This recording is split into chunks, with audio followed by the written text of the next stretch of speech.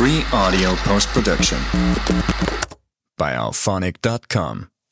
We spend so much time thinking about the health stuff we can see, right? Muscles, diet. But today's sources really got me thinking about something deeper.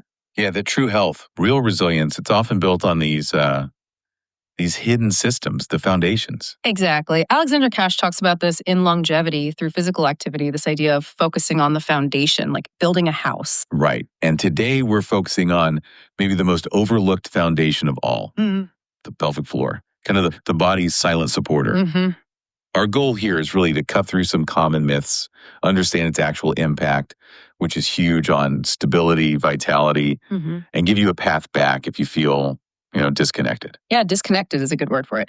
We're going to pull out the key stuff about this muscle network, how it affects posture, breathing, core strength, and why so many people, especially moms, feel like they've lost touch with it. So let's start there with the basics. Because it is hidden, it's easy to misunderstand or just ignore. Okay, so let's nail it down. What is the pelvic floor? For listeners who've maybe just heard the term thrown around. Well, in simple terms, it really is the foundation of your core strength. Yeah. It's this hammock, like a muscular hammock at the base of your pelvis. Hammock. Yeah. And its job is critical. It's got three main roles that go way beyond just bladder control, which is what most people think of. Okay, lay those out for us. What are the big three? First, organ support. Simple as that. It literally holds up your bladder, your uterus, your rectum, keeps everything in place. Right. The floor. Exactly. Second is functional control. This is the one people know best, managing urination, bowel movement, sexual function too. Really important. Okay. And third, and this connects directly to that longevity piece, to overall strength, is core stabilization. It has to work together in harmony with your diaphragm, your deep abs. The diaphragm. We'll come back to that connection, I bet. Oh, absolutely. They're a team. Yeah. Together, they support your spine, stabilize your whole trunk. So if it's doing its job well, you don't even notice it. It's just working, the silent hero. Precisely. But when it's not working well, when it's weak, or even too tight, that's when the problems start. And they can ripple outwards. Which brings us right to myth number 1, the age trap.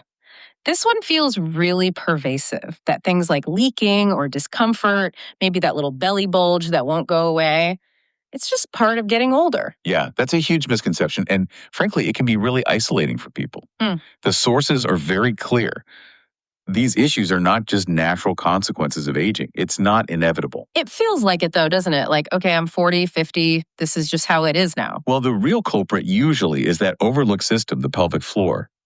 It's often weakened or maybe overly tight from years of accumulated strain. Strain from what, though? Could be anything, really. Sedentary lifestyles are a big one, old injuries. And of course, pregnancy and childbirth are major events for the pelvic floor. So when it's weak, the effects just spread. They ripple through the body. Yeah. It compromises your posture, your balance, how you move, everything. Okay, so I'm thinking, could something like chronic low back pain, the kind that just lingers, could that sometimes trace back to this? To a weak pelvic floor we never even thought about? Absolutely. It's incredibly common. If your foundation isn't stable, your body has to compensate somewhere else, usually the hips, the back, leading straight to those chronic pain issues. Wow. Okay. That connects a lot of dots, which leads us perfectly into the next big area, pregnancy and childbirth. And myth number 2. This one is huge for new moms. I had a C-section, so my pelvic floor is fine. Oh, that one. Yeah, that's a really powerful and profoundly false assumption. Why false? Walk us through it. Well, think about it. Your pelvic floor carried the weight of a growing baby for, 9 months. That's immense strain, constant pressure, stretching those muscles day in, day out. Regardless of how the baby eventually came out. Exactly. Vaginal delivery or C-section, that floor supported that weight for months. And that alone causes stress and potential weakening. And it's not just the weight, right? There are hormones involved too. Correct. Hormones like relaxin. Your body produces it to help loosen ligaments in the pelvis for birth, but that effect lingers sometimes for months postpartum. Making everything softer, more vulnerable. Precisely. The connective tissues are more pliable, less resilient. So those muscles are much more susceptible to strain or injury, no matter the delivery type. It's like trying to get a stretched out elastic band to snap back properly. Okay, that makes physical sense. But the sources also talked about something else, something neurological, a disconnect people feel, especially after a C-section. Yes, this post-surgery disconnect, it's a real thing. Women describe it as feeling like their brain has just lost the map. to that part of their body. Lost the map. That's a good way to put it. And it seems to be a threefold disruption. It's physical, yes, but also neurological and psychological. Okay, break that down. What's the first part? First is straightforward nerve disruption. Surgery, any surgery, involves cutting tissues. This can temporarily disrupt the nerve pathways running between the brain and the pelvic floor. So you literally can't feel it as well or tell it what to do. Exactly. The signals are fuzzy, the sensation is reduced, control feels limited. Okay, that's the physical nerve part. What about the psychological piece? Mention that. That's the second disruption. Psychological disconnect. Childbirth is intense. If the experience was difficult, maybe traumatic, or just really different from what someone expected, it can lead to feelings of detachment from that area of the body.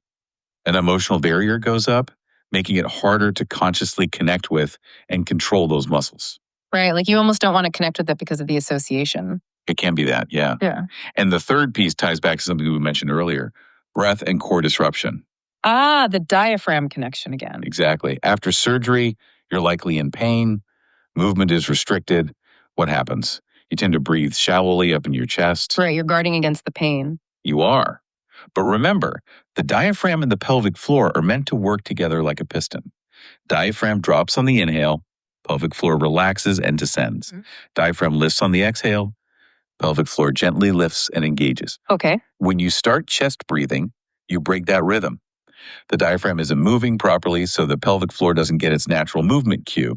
It disrupts the whole system and weakens that mind-body connection even further. Wow. So it's a cycle. Pain leads to shallow breathing. Shallow breathing disrupts the core coordination, which maybe prevents proper healing. It can definitely contribute to that feeling of disconnect and ongoing weakness. You can't really fix one without addressing the other. It's a closed loop system. Recognizing that linkage feels like the first step towards actually fixing things, not just chasing symptoms. It really is. And that brings us to the positive part. Yes, please. The empowering truth, as our sources called it. Which is, no matter how weak, disconnected, or ignored your pelvic floor feels right now, it is never too late to rebuild. You can restore strength, regain control. Never too late. That's crucial. Where does someone start? It starts with awareness. Simple, focused awareness, and the most direct way in. Through your breath. Diaphragmatic breathing, the belly breath. Exactly. Diaphragmatic breathing. This is how you start to, quite literally, breathe life back into that area and reestablish that piston mechanism we talked about. How does someone listening right now actually do that? What's the practice? It involves a bit of visualization. Find a comfortable position, maybe lying down at first. Place a hand on your belly. As you inhale slowly and deeply through your nose, feel your belly rise. Visualize your pelvic floor, that hammock, gently relaxing and expanding downwards, making space. Okay, inhale, relax down. Then as you exhale slowly, perhaps through pursed lips, visualize gently lifting and engaging those pelvic floor muscles upwards and inwards, like you're gently drawing them up away from your chair. Exhale, lift up. Just that simple, intentional breath, practice for even a few minutes daily, starts rewiring that connection between your brain and those muscles. It's foundational. Okay, breathing first. Now, most people, when they think pelvic floor exercises, they think Kegels, just squeeze, right? But the sources suggested that's maybe not the full picture. Right. Kegels, just squeezing in isolation, their starting point. They help build awareness. But true, functional strength requires coordination. Needs a teamwork approach. Teamwork with what? With its key partner.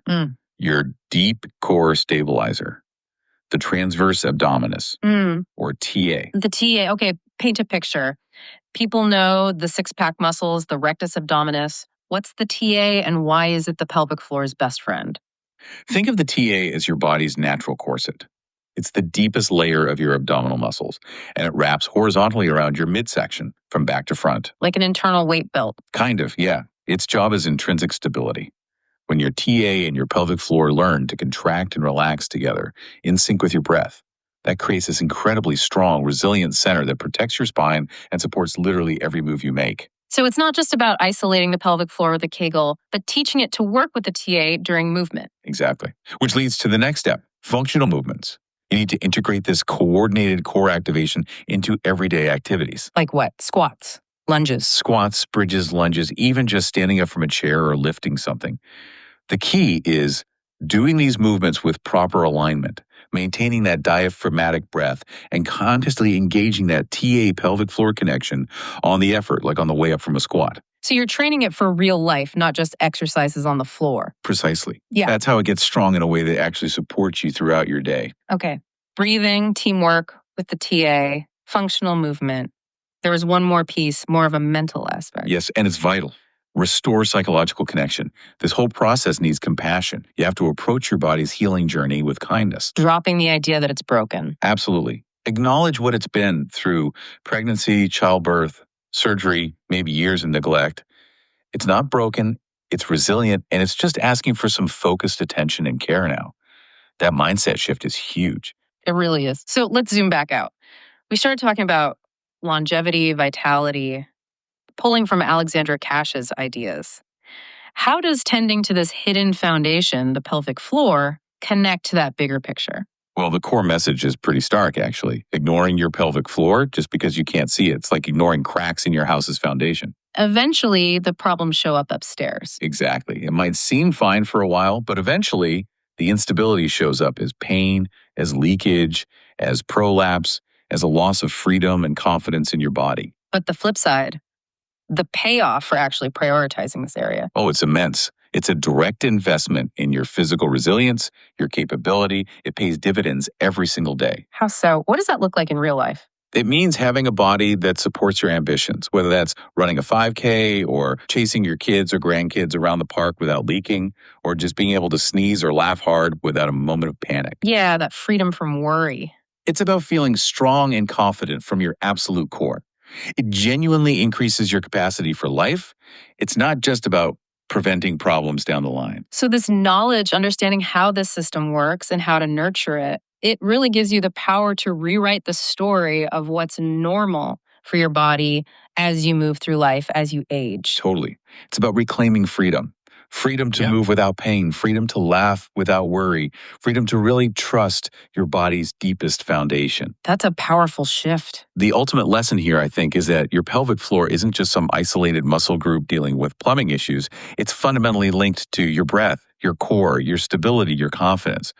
When you take care of this invisible foundation, The visible changes. How you move, how you feel, how you live. exactly, taking care of the hidden transforms the scene. Okay, so drawing on that idea from Contesters, the small, consistent habit leading to big changes, here's a thought to leave you with today. What's one tiny, consistent step you could take, maybe starting right now? Perhaps just 2 minutes of that intentional diaphragmatic breathing, connecting with that gentle lift on the exhale. How could committing to that one small act of honoring your body's hidden foundation begin to shift your confidence, even just this week? Thank you for diving deep with us. Free audio post-production by alphonic.com.